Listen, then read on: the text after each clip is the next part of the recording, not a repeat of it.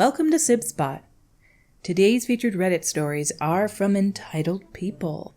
Story 1 is by JRax02. Boomer turns up early. Just happen and have to share. So I work in a clinical environment and appointments can range from short 15 minutes to 2 hours depending on what the patient needs. Clinician is 10 minutes into an hour-long appointment when a boomer comes up to the desk. Boomer: Hi, I'm a little early and wondering if you can see me now. I checked the details and no, she isn't a little early, she's 2 hours early. You are way too early. Clinician is in a long appointment and then has another one due right after them. You would be third in line.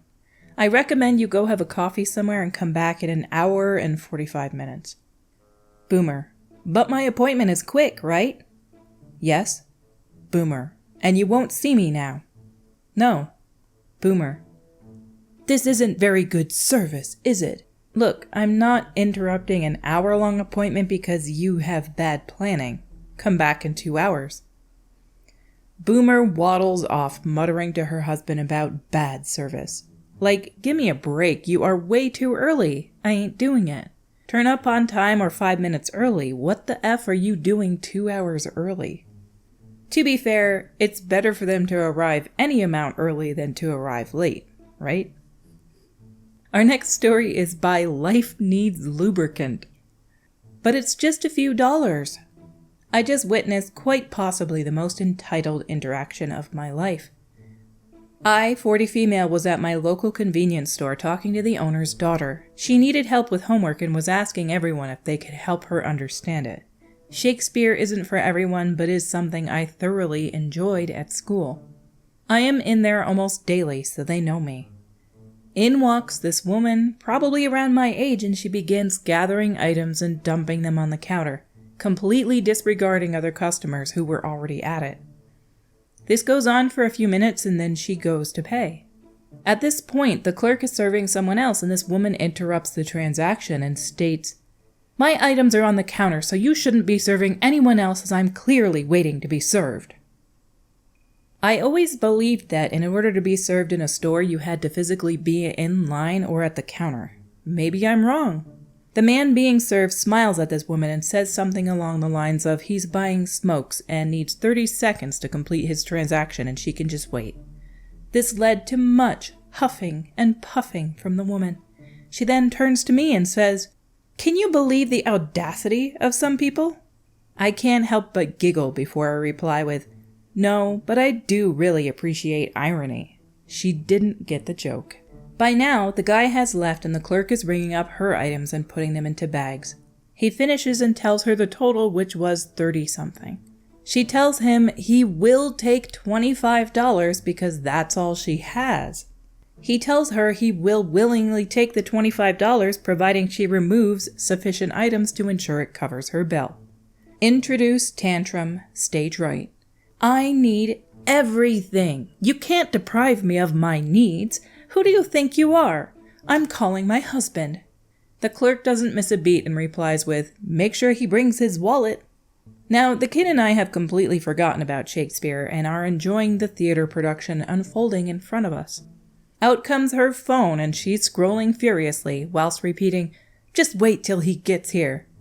Again, the clerk didn't miss a beat and said, "I have no other choice but to wait. My shift doesn't end for another 3 hours. She literally stamps her feet whilst shouting, "But it's only $10. I'm almost at the point of having to put my fist in my mouth to stifle my laugh. This woman calls her husband and puts the phone on speaker. He answers and she puts on this really pitiful, whiny voice. "Baby, I'm at this store and the clerk is holding me and 2 other females hostage. You need to come and rescue us." This guy must be all too familiar with his wife's antics and says, "You can't really be held hostage and be allowed to use your phone. So either you didn't have enough money or you're trying to buy alcohol without ID." I didn't stifle the laughter now, and this woman has 3 people openly laughing at her.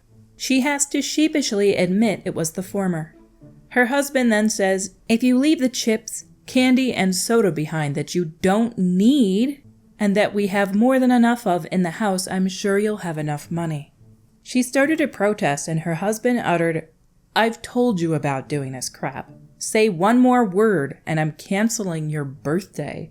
She stamped her foot again as she hung up the phone and told the clerk to remove the suggested items, and she does have enough money to cover the bill. As she is about to leave, she actually asks that no one post about this on Reddit. What do you guys think about this story? True or not? I am voting BS, a hard BS. This story is either complete BS by the writer, or this woman was doing this event to prank people or for content for the internet. Those are my only two guesses here because there is no way someone is like this. There's no way this happened. Our last story today is by External Effect 2391. Entitled People Humbled at Passport Control.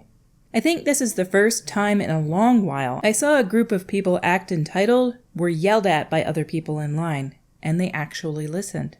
Was waiting in the passport line in Iceland, where a lot of flights land very early in the morning and have a short layover.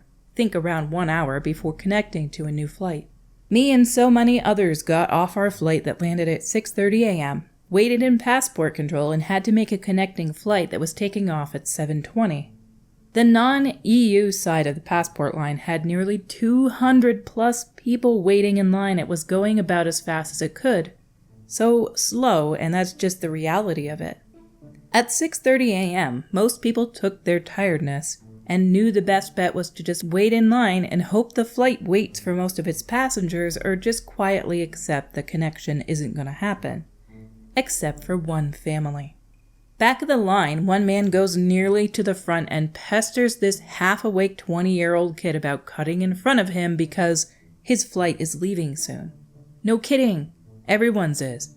Kid says, sure, I don't blame him, it's too early to argue.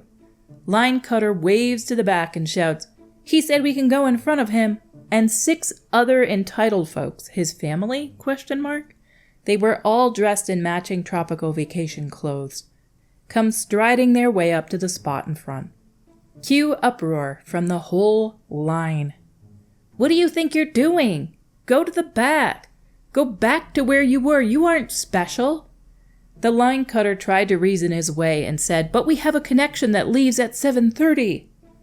And the resounding, we all do too, from the rest of the line was poetic. It was gratifying in real time to see the man look around and see 200 plus people in the exact same situation as him, and he was not special. He finally sheepishly waved his family to go back to his old spot at the back of the line. I finally made it through passport control and made it to my flight around 7:10, and my EU partner was able to get to the gate quicker, EU speedy line perks, and begged them to hold the gate and wait for me there, and I was one of the last ones on the flight. I was in the front third of the passport line while the line cutters were way behind me, so I don't know if they made their flight or not, but at least it was some morning entertainment. It doesn't matter if you've got places to be, if you've got a deadline, don't cut in line.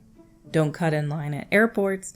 Don't cut in line at stores. Don't cut in line in the college dinner line. That used to happen to me all the time. People would just get in front of you and then they would all let their friends in front of you. And you wanted to explode on these people, but they outnumbered you and were much larger than you, so you didn't say anything. I'm so glad these people spoke up. You are not special. Get to the back of the line. But looking back, I kind of wish I had said something. There's no reason that one person in front of you should let 6 people go in front of you. Our stories for today have come to a close. Until we meet again, have a perfect day.